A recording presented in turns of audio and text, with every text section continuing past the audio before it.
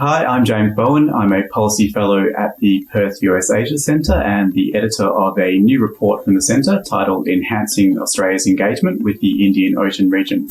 It was my pleasure to contribute to this special report that brings much needed attention to the Indian Ocean, a region of great strategic importance, but one that remains woefully understudied. Australia has a growing need to engage more closely and constructively with the Indian Ocean region and its littoral states.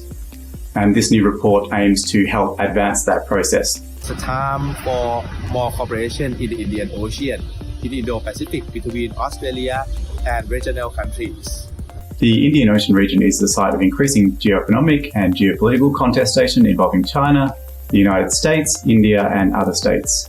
It also faces numerous environmental and non-traditional security threats, including climate change, resource depletion, piracy, and trafficking of goods and people. This particular report also highlights contributions from India, Sri Lanka, Indonesia, Malaysia, among others. My chapter on the prospects for regionalizing Singapore-Australia engagement examines the scope for the two countries to cooperate within multilateral and minilateral groupings such as ASEAN and BIMSTEC with an Indian Ocean focus.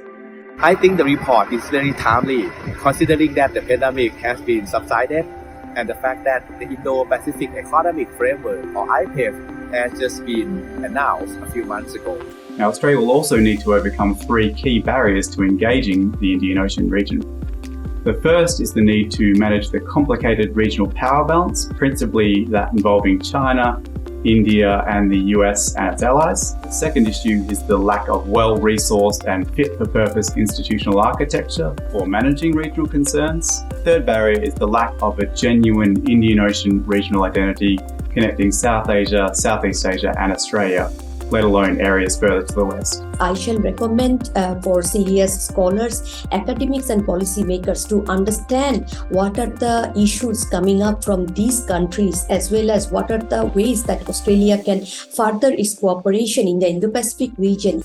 Now, these chapters provide specific recommendations on how Australia can better engage with the identified issues through national partnerships and regional institutions and processes.